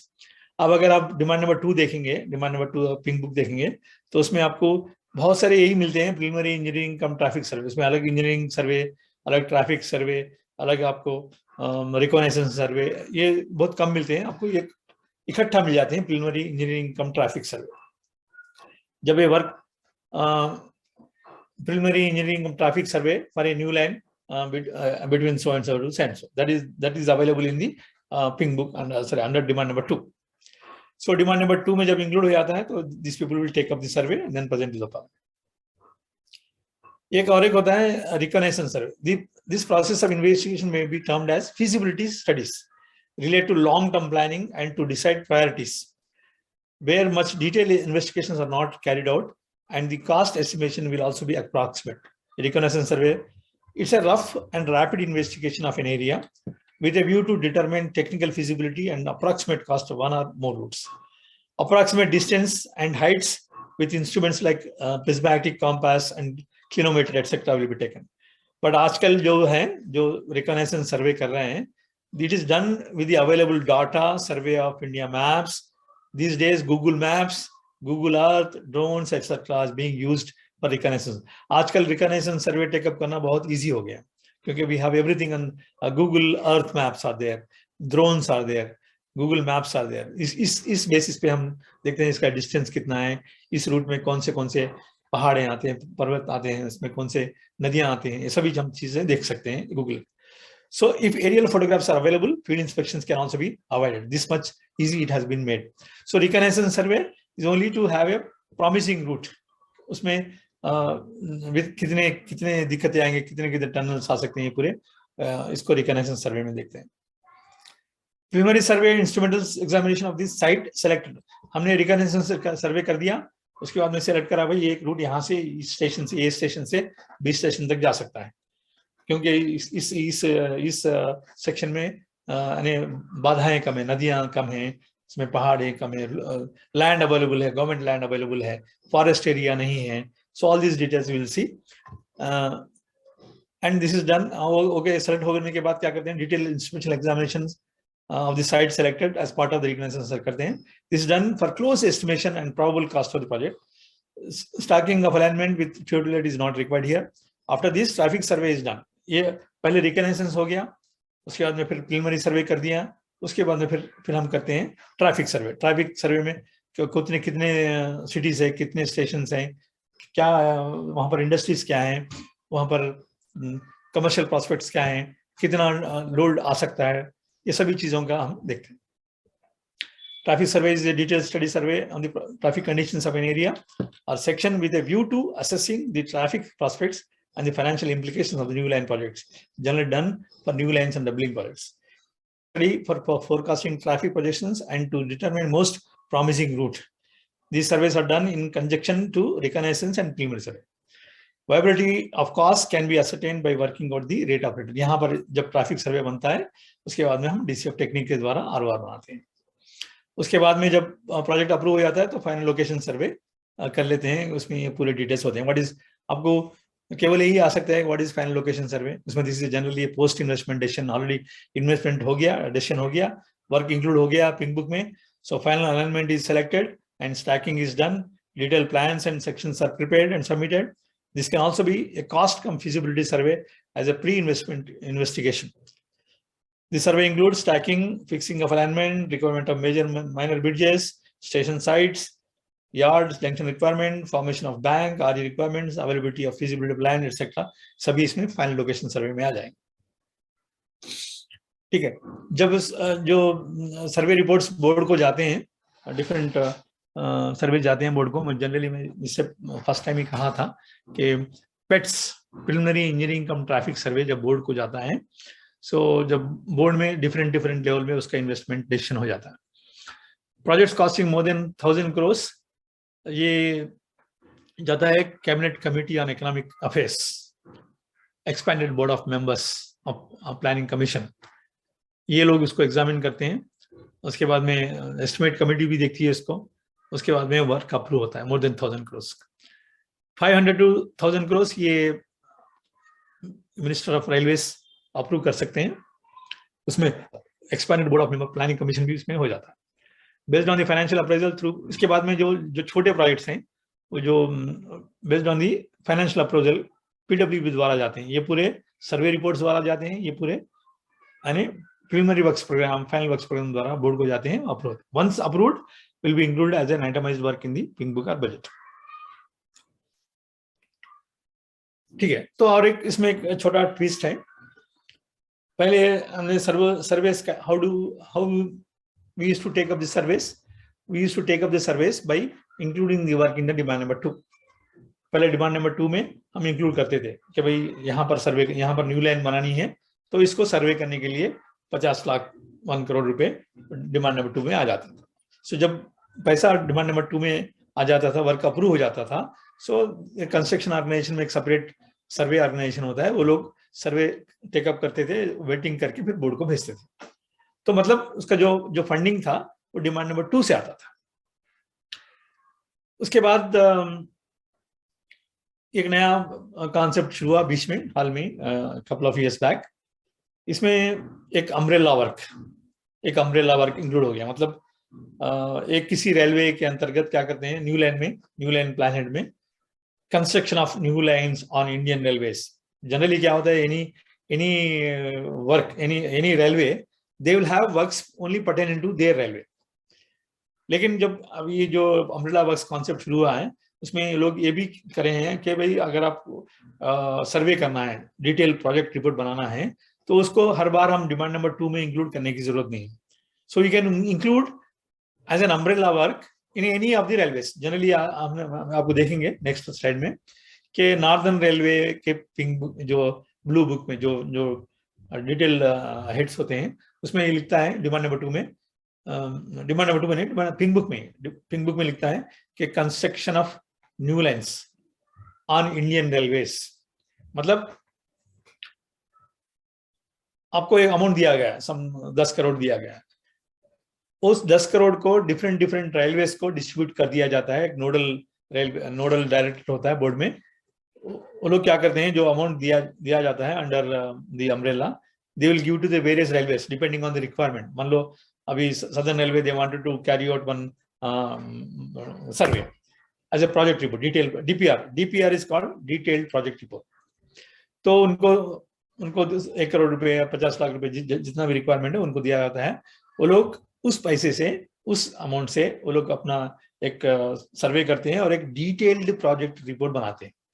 तो यहाँ पर फिर सर्वे नहीं करते हैं, survey report नहीं जाता है, यहाँ से जाता है डिटेल्ड प्रोजेक्ट रिपोर्ट।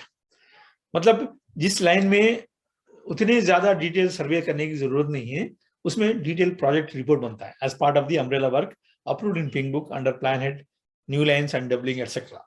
सो ये नया कॉन्सेप्ट है। पहले तो जो सोर्स होता था सर्विस का, वो डिमांड नंबर 2 होता था। अभी डिमांड नंबर 2 के अलावा डिमांड नंबर 16 में भी आपको सर्वे करने के लिए प्रोविजन मिल रहा है। हम देखते हैं कैसा मिल रहा है। तो ये डिमांड नंबर, ये जो है 21-22 का जो बजट डॉक्यूमेंट है, उसमें demand number 84 ministry of railways का, हम उसमें देखते हैं ये सब मेजर हेड्स दिया है डिमांड नंबर 84 में। इसमें रेलवे बोर्ड, मिसलेनियस एक्सपेंडिचर, ये मिसलेनियस एक्सपेंडिचर, ये सभी चीजें इसमें आ गए हैं। उसके बाद में जो हम लेते हैं सेंट्रल रेलवे का एक पिंक बुक है। सेंट्रल रेलवे के पिंक बुक में इसमें दिया गया है सर्विस इन प्रोग्रेस। उसके बाद में न्यू सर्विस में ये यहाँ पर इंक्लूड होता है। This is included as for taking of the service. इसमें डिटेल आपको preliminary engineering cum traffic survey for new line between मुजनॉल एंड न्यून पालिंग स्टेशन 20 किलोमीटर का, ये आपको भूटान 20 किलोमीटर का एक करना है। तो उसमें आपको यहाँ पर अमाउंट दिया गया, इस अमाउंट से आपको 10 लाख दिया गया है, इस अमाउंट से आपको सर्वे करना है। तो इस तरह सर्विस इंक्लूड होते हैं पिंक बुक में। ठीक है, ये तो डायरेक्ट डिमांड नंबर 2 के हैं। अब हम देखते हैं डिमांड नंबर 16 में किस तरह इंक्लूड होता है। हम डिमांड में देखते हैं, यहाँ अभी वर्क्स मिशनरी 16 में आ गया। इसमें देखते हैं हम नॉर्दर्न रेलवे का देखें, ये नॉर्दर्न रेलवे है। इसमें आपको न्यू लाइन्स डबलिंग ये हो गया, इसमें न्यू लाइन का हम जाएंगे, न्यू लाइन कंस्ट्रक्शन। इसमें आपको इंडिविजुअल लाइन्स हैं, अब देखेंगे यहाँ पर उधमपुर श्रीनगर का एक लाइन है, जिंद सोनीपत का एक लाइन है। तो उसके अलावा उस तरह वैसे आते आते आपको देखिए यहाँ पर आइए, ये कंस्ट्रक्शन ऑफ न्यू लाइन्स और इंडियन रेलवेज अम्ब्रेला वर्क 2021। तो कंस्ट्रक्शन ऑफ न्यू लाइन्स यानी not only northern railway, its construction of new lines on Indian railways. इसका कितना दिया गया है, सम 900 करोड़ दिया गया है यहाँ। तो इसका मतलब ये हुआ कि ये construction of Indian railway northern railway नहीं करेगा।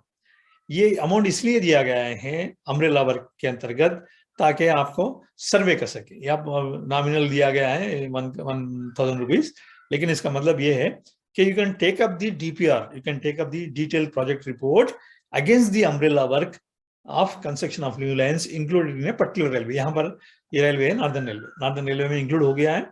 सो against this you can take up the DPRs. That is what I wanted to say. That was the new lines. यहाँ पर अब डबलिंग भी है, देखिए अब यहाँ डबलिंग ये हो गया।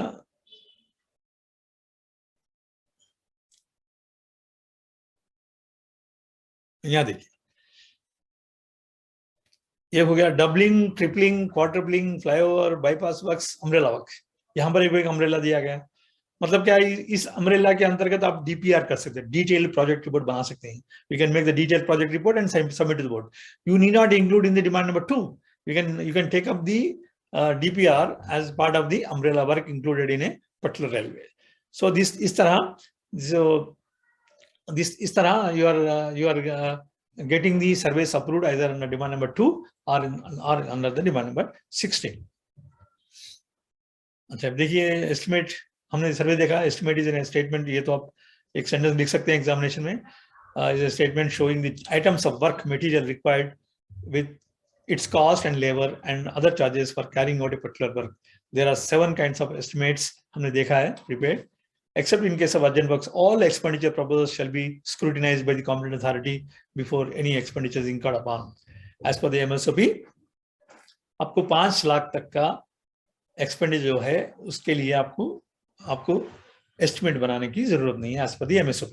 लेकिन अगर आप 701 देखेंगे, आप इंजीनियरिंग कोड देखेंगे, तो उसमें उसका अभी कोई चेंज नहीं हुआ है। इसमें हुआ भी तो एक्चुअली क्या है, व्हेन यू से रेवेन्यू में रिप्लेसमेंट आता है, आपका रिकंडीशनिंग आता है, रिन्यूअल भी आता है। तो एक्चुअली वहां पर any expenditure chargeable to revenue costing up to 5 lakh estimate is not required, आप लिख सकते हैं, क्योंकि ये एमएसओपी में प्रोविजन दिया गया है। हमने देखा है टाइप्स ऑफ एस्टिमेट्स, वही टाइप्स ऑफ एस्टिमेट्स हैं।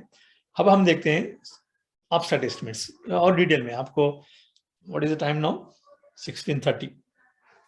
एक काम करते हैं, हम नेक्स्ट क्लास में आपको दूसरे एस्टिमेट्स के बारे में पढ़ेंगे। अब you have any queries, you can unmute your audios and then ask questions if you want, or you can send the message. So participants, please raise the hand. I will unmute one by one. Yeah. Mr. Prabhakar, please unmute. Mr. Prabhakar, please unmute.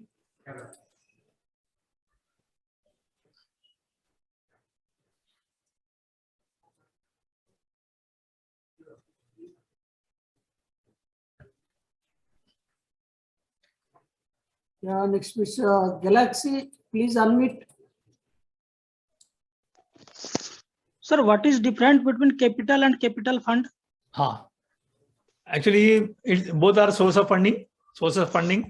Actually क्या है, whenever railway wants to take up any work, new work, you'll have to see whether what is that return on your investment. आपको invest करना पड़ता है 10 करोड़ 20 करोड़, तो उसका जो return है वो कितना है, हम उसको देखेंगे।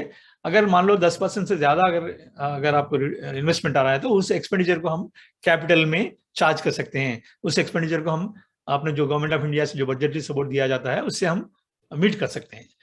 तो दैट, लेकिन जब पूरा एक्सपेंडिचर जो हमारा है, मान लो बहुत सारा है, 1 लाख करोड़ का है, पूरा अमाउंट बोर्ड नहीं दे सकती है, यानी पार्लियामेंट नहीं दे सकती है, गवर्नमेंट ऑफ इंडिया नहीं दे सकती है।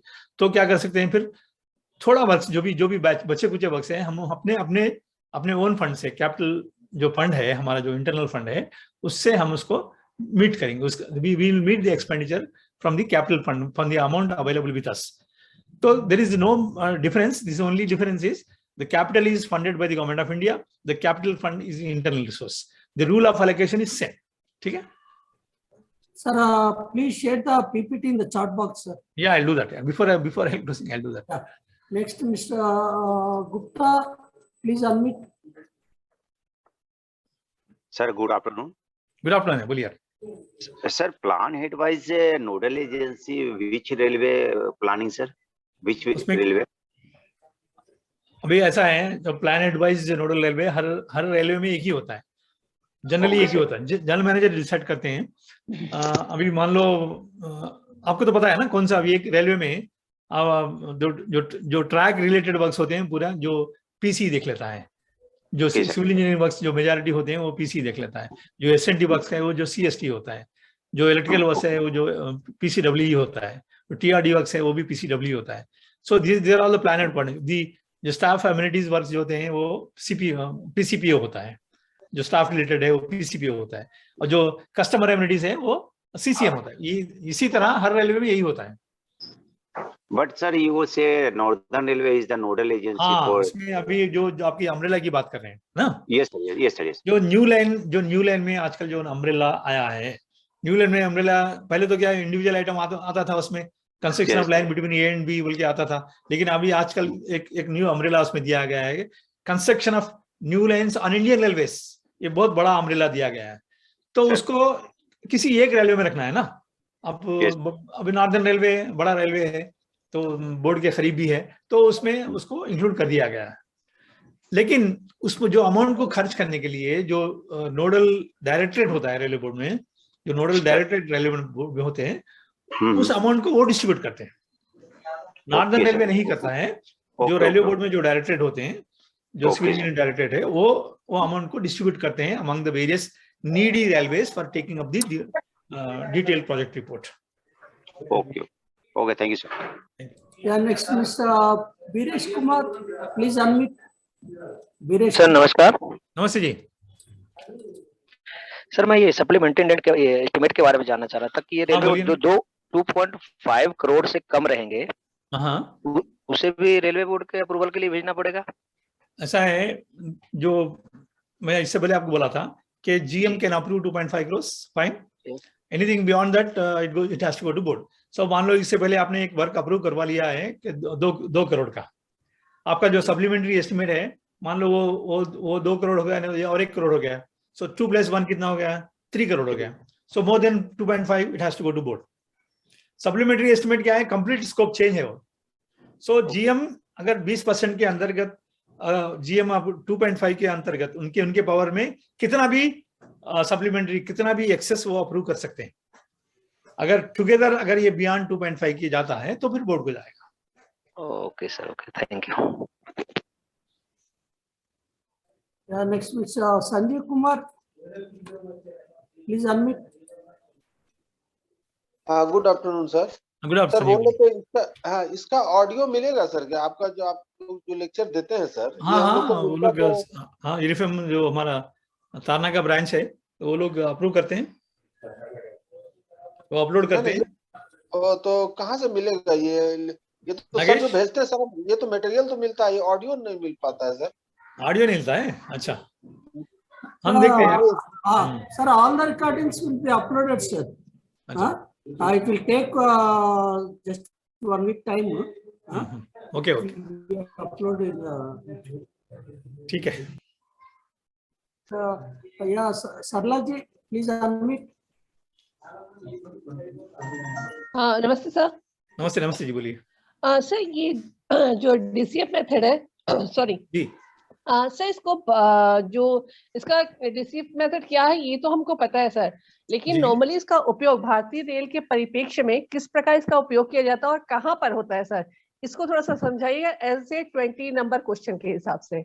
अच्छा, ठीक है। तो आप ये क्वेश्चन पूछना चाह रहे हैं कि डीसीएफ टेक्निक हमें कहाँ इस्तेमाल करते हैं? Is it हाँ so? कहाँ इस्तेमाल कर सकते हैं सर, और इसको भारतीय रेल के परिप्रेक्ष्य में हमको लिखना है सर। असल में बिल्कुल, हम लोग नॉर्मल सा उपयोग नहीं करते हैं, हम लोग को पता बिल्कुल। नहीं है दरअसल में। बिल्कुल और बिल्कुल। उसको हमको यदि क्वेश्चन आता है तो उसका हमको आंसर लिखना है, तो हम किस प्रकार से उसको जी। लिखेंगे, थोड़ा सा इसमें तो डिटेल्स में प्लीज बताइएगा। भारतीय परिप्रेक्ष्य में हम ये लिख सकते हैं कि जो हमारे जो इन्वेस्टमेंट प्रपोजल्स हैं, हमारे जो नए वर्क्स, न्यू प्रोजेक्ट्स हैं, इन्वेस्टमेंट प्रपोजल्स हैं, generally have to go through this financial appraisal. उसमें हमें we have to work out the rate of return on your investment through DCF technique. DCF technique का क्या है? You know what is DCF technique? वो तो पता चला है कि भाई the time value of the money पे डिपेंड होता है। तो मतलब आप DCF टेक्निक के द्वारा जब ROR वर्कआउट करते हैं तो first of all you have to workout the cash outflows में क्या क्या होता है, आपका जो एस्टिमेटेड कॉस्ट होता है, आपका जो जितना भी जो लाइफ जो पीरियड में, जो असेट का जो लाइफ पीरियड होता है 30 साल 15 साल, उसमें जितने भी रिक्वायरमेंट है, इन्वेस्टमेंट रिक्वायरमेंट्स हैं in terms of the initial project cost, in terms of आपके जो replacement of certain assets, in terms of procurement of additional rolling stock, in terms of maintenance, ये सभी आपका कैश आउटफ्लो वन वे।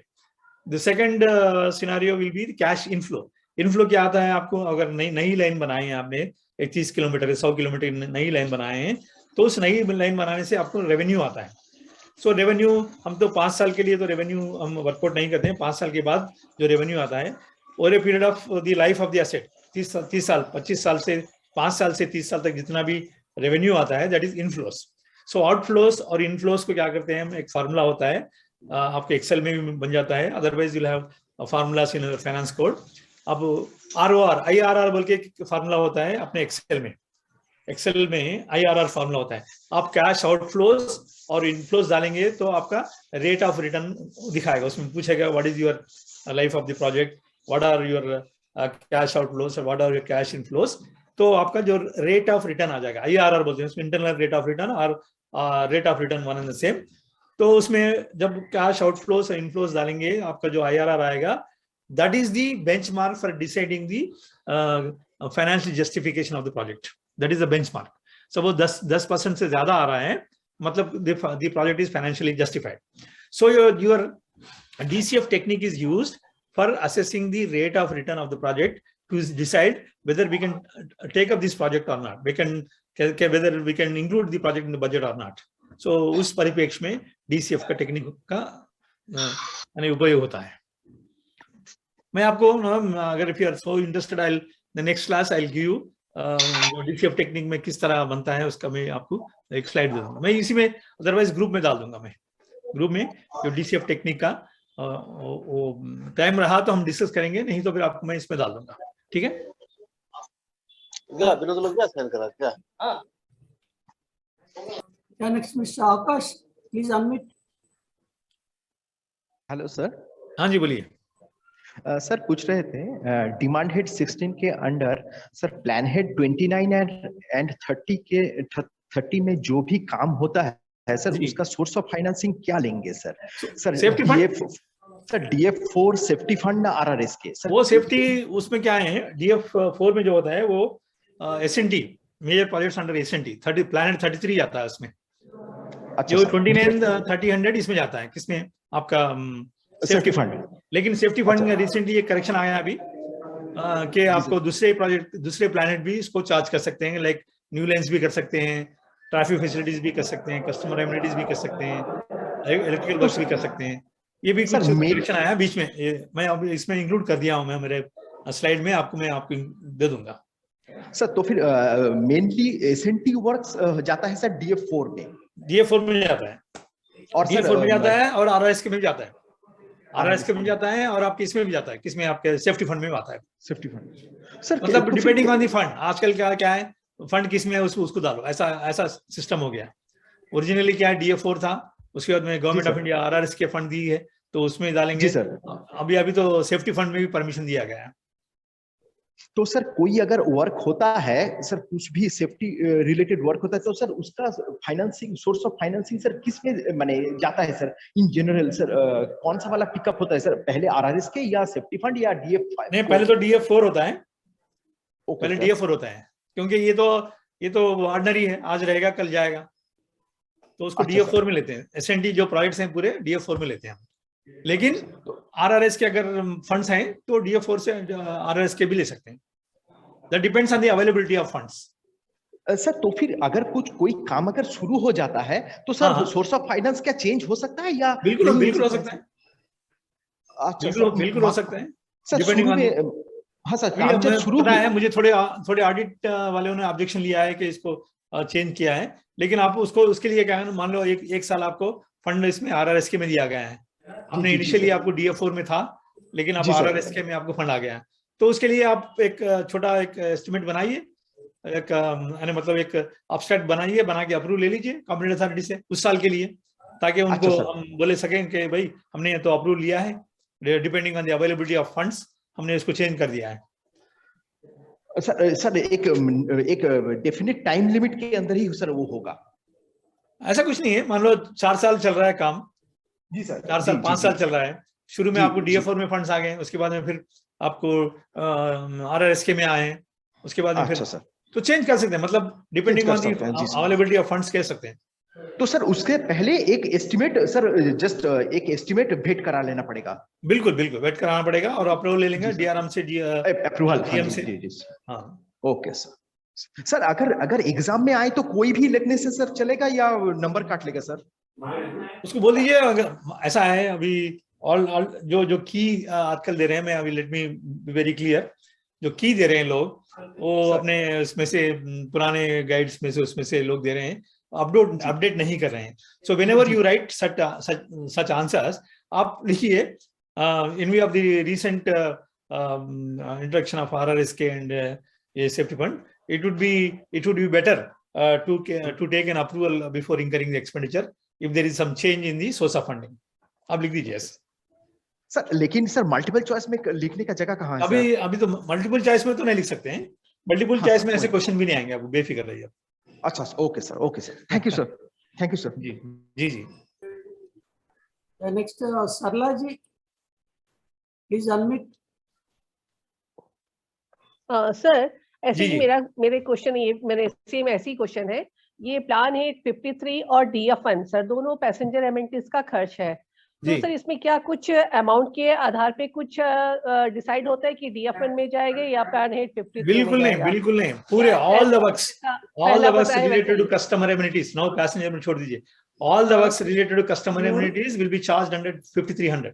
हाँ, और DF fund DF passenger fund amenities same? उसमें क्या है, अभी आपको DF फंड पहले जाएगा, पहले फर्स्ट तो DF फंड जाएगा, लेकिन मान लो आपको इसमें फंड्स दिए हैं आजकल, आपके RRSK में फंड्स आ गए हैं, आपको DF में भी ले सकते हैं, मतलब so depending on the availability of funds. बस अभी जैसे पहले इसके पहले वाला आंसर बताया, सेम एज इट इज इसमें भी वो होगा, इम्प्लीमेंट होगा सर? बिल्कुल बिल्कुल, पहले तो प्लान होगा 5300 ही, सोर्स ऑफ फंडिंग होगा depending on the availability. Okay okay, ठीक, thank you sir. Mister Birbal, please unmute. Good afternoon sir. Good afternoon please. Sir एक अम्ब्रेला वर्क के तहत एक एस्टिमेट जो है अभी भेंट किए 2,49,00,000। ओके। तो उस स्थिति में अगर टेंडर एक्सेप्ट होता है, उससे अगर ज्यादा अगर टेंडर गिरता है, सीधा बोर्ड को जाएगा, सीधा ये एस्टिमेट जो बनेगा वो बोर्ड को जाएगा। ये कमिटी देखना चाहिए इनको, क्योंकि 2.49 वो अप्रूव किए हैं, वो लाइकली टू एक्सीड बियॉन्ड 2.5, जो अपना एक्सपेंडिचर होगा 2.5 से ज्यादा होगा, तो then definitely it has to go to board. तो कमिटी को ही लिखना चाहिए, वो आप तक आने की जरूरत भी नहीं है। मान लो आपके पास एस्टिमेट अग्रीमेंट आ गया वेटिंग के लिए, तो आप उसमें लिख दीजिए this estimate is likely to go beyond 2.5%, sorry 2.5 crores in view of the likely excess due to variation. So this the estimate maybe the revised estimate may be processed for the approval of competent authority. Okay sir, thank you sir. Sir, Shashikant. Yeah, please unmute. Sir good afternoon sir. Good afternoon Shashikant, बोलिए sir. Actually plan head 30 और 32 जी, जैसे 30 में हम heading लेते हैं कि road safety works ROB RUB, yes, और 32 में लेते हैं bridge works tunnels and approaches जी। तो इसमें कभी कभी कंफ्यूजन हो जाता है सर कि कौन से वर्क को एक्चुअली 30 में लेते हैं और कौन से वर्क को 32। बिल्कुल सिंपल है, ये सिंपल है। आपको जो 3200 है वो ब्रिज वर्क्स है, मतलब ट्रैक ब्रिजेस में क्या आते हैं, आप जब ट्रेन में जाते हैं आप देखते हैं कैनाल्स आते हैं, रिवर्स आते हैं, इसमें जो ब्रिज बनती है that is called the track bridges, that is called track bridges 3200। उसमें जो ट्रैफिक क्रॉस नहीं होता है, उसमें रोड क्रॉस नहीं होता है, उसमें रोड जो 29 है वो लेवल क्रॉसिंग से 30 है underpass and overpass and ROBs, right. ठीक है, okay thank you. This is Planet 29 30 for road users. Only for road users. ROBs and ROBs. Yeah, Mr. Bihari, please unmute. हाँ नमस्ते सर। नमस्ते। एक कंफ्यूजन है कि हम कहते हैं कि जीएम 2.5 करोड़ तक का एस्टीमेट सैंक्शन कर सकता है, लेकिन इनिशियली आपने कहा था कि कितना भी अमाउंट का जीएम सैंक्शन कर सकता है। वो डिटेल एस्टिमेट की बात कर रहा, मैं पहले तो जो अपस्टार्ट एस्टिमेट की बात कर रहा था, अपस्टार्ट एस्टिमेट को पावर्स हैं जीएम के लिए 2.5 करोड़। अच्छा,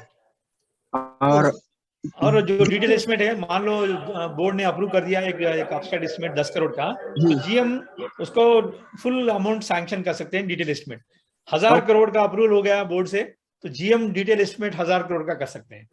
okay sir, okay. Okay, sir, if there are no further doubts, I think we'll wind up this session. Okay, thank you. On behalf of FinFirm, I thank Afzaluddin sir for taking up the session on surveys and estimates. Thank you. And also clarifying many doubts. Yeah, thanks. But of other schedule, you could able to take this lengthy session, so thank you so much. Yeah.